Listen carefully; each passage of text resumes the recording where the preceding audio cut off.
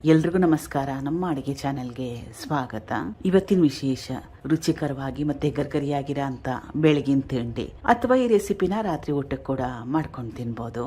ಇದನ್ನ ನೆನ್ಸಿಟ್ಕೊಂಡಿರೋ ಅಕ್ಕಿ ಮತ್ತು ಕಡಲೆಬೇಳೆ, 1 ಕಪ್ ಅಷ್ಟು ಅಕ್ಕಿ ಮತ್ತು 1 ಕಪ್ ಅಷ್ಟು ಕಡಲೆಬೇಳೆ ಸುಮಾರು 1-2 ಅವರಿಗೆ ಮುಂಚೆ ನೆನೆ ಹಾಕಿದ್ದೆ. ಕಡಲೆಬೇಳೆ ಮತ್ತು ಅಕ್ಕಿ ಬೇಗ ನೆಂದೋಗುತ್ತೆ, ಅಥವಾ ಇನ್ನೂ ಬೇಗನೆ ನೆನೆಸ್ಕೋಬೇಕನ್ನಂಗಿದ್ರೆ ಸ್ವಲ್ಪ ಬಿಸಿನೀರಲ್ಲಿ ನೆನೆ ಹಾಕಿ. ಬಿಸಿನೀರಲ್ಲಿ ನೆನೆ ಹಾಕಿದ್ರೆ ಸುಮಾರು 1ರಿಂದ 1.25 ಗಂಟೆಯಲ್ಲೇ ಚೆನ್ನಾಗಿ ನೆಂದೋಗುತ್ತೆ. ಇದ್ರ ಜೊತೆಗೇನೆ 3 ಒಣಮೆಣಸಿನಕಾಯಿ, ಗುಂಟೂರು ಒಣಮೆಣಸಿನಕಾಯಿ, 3 ಹಸಿರು ಮೆಣಸಿನಕಾಯಿ ಕೂಡ ಸೇರಿಸಿಟ್ಟಿದ್ದೀನಿ. ಸ್ವಲ್ಪ ಗಟ್ಟಿಯಾಗಿರೋ ಕನ್ಸಿಸ್ಟೆನ್ಸಿಯಲ್ಲೇ ರುಬ್ಕೋಬೇಕು.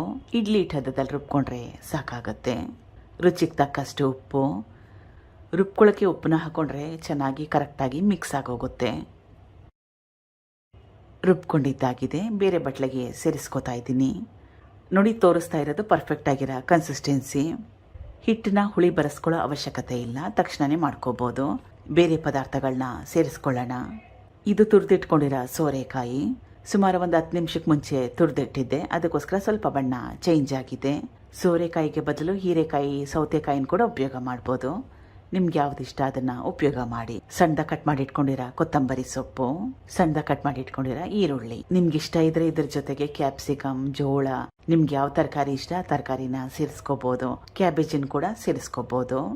ಇದಕ್ಕೆ ಅಡಿಗೆ ಸೋಡಾ ಆಗಲಿ ಈನೋ ಪೌಡರ್ ಆಗಲಿ ಅವಶ್ಯಕತೆ ಇಲ್ಲ, ಹಾಗೆ ಮಾಡ್ಕೋಬಹುದು. ಈಗ ಹಿಟ್ಟು ರೆಡಿಯಾಗಿದೆ. ಬಾಣಲೆ ಇಟ್ಕೊಂಡಿದ್ದೀನಿ.